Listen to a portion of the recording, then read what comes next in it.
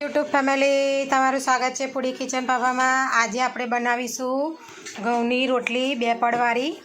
તેના માટે આ રીતે મેં ઘઉંનો ઝીણો લોટ લઈ લીધો છે।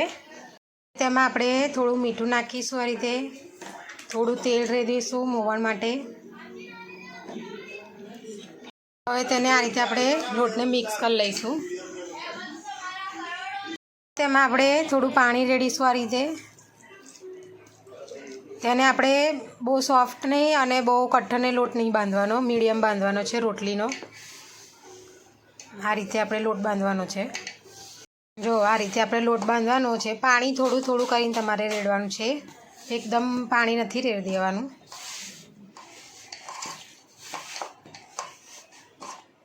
આ રીતે જો લોટ આપણો બંધાઈ ગયો છે। હવે થોડું તેલ રેડીને તેને આ રીતે ફરી મસળી કાઢીશું આપણે, જેથી કરીને લોટ એકદમ લીસો ને એવું થઈ જાય। મિનિટ થઈ ગઈ છે। હવે લોટને આપણે આ રીતે જો થઈ ગયું છે। હવે તેને આપણે મસળી કાઢીશું એકવાર ફરી આ રીતે।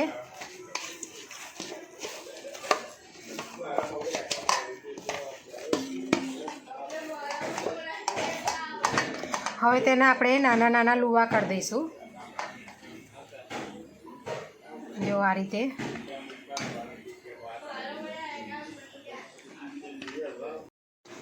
આ રીતે આપણે હવે રોટલી અટામણમાં આ રીતે બોળ દઈશું ગુલ્લું। તેને આ રીતે નાની એક રોટલી બનાવી દઈશું। તેના ઉપર આપણે ઘી લગાવીશું આ રીતે। તેને આ રીતે લોટમાં રગદોળી કાઢીશું। ફરી બીજું ગુલ્લું આ રીતે વણીશું આપણે નાનું। તેને આ રીતે લોટમાં રગદોળવાનું છે। હવે જે તેલવાળું આપણે લુઓ કર્યો તો તે આ રીતે ઉપર ચોંટાડી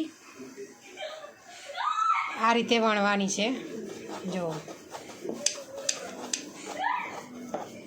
તેને પાતળી એકદમ કરવાની છે આપણે।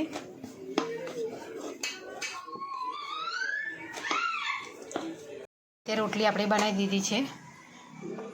હવે તેને આપણે આ રીતે લોડી ગરમ કરી છે તેમાં નાખી દઈશું આ રીતે। ગેસ તમારે ધીમો રાખવાનો છે એકદમ।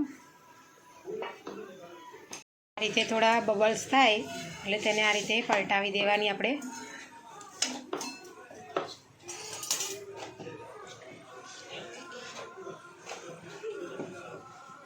બે બાજુ થોડી થોડી આ રીતે ચડવા દઈશું આપણે। જો આ રીતે થઈ ગઈ છે। હવે તેને આપણે આ રીતે ઉલાળી દેવાની છે ફૂલ ગેસ ઉપર રાખીને।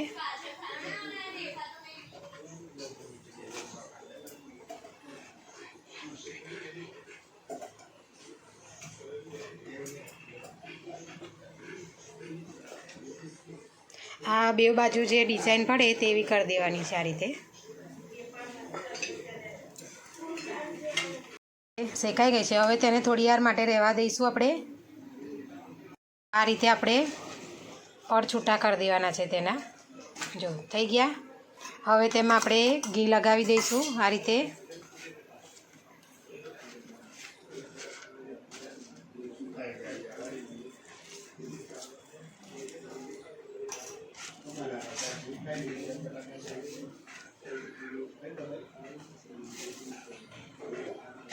જો રેડી થઈ ગઈ છે આપણે 2 પડવાળી રોટલી।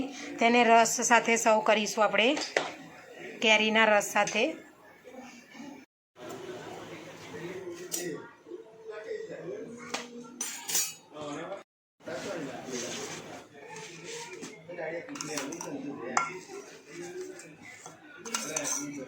આ રીતે આપણે રસ સાથે સર્વ કરી છે 2 પડવાળી રોટલી।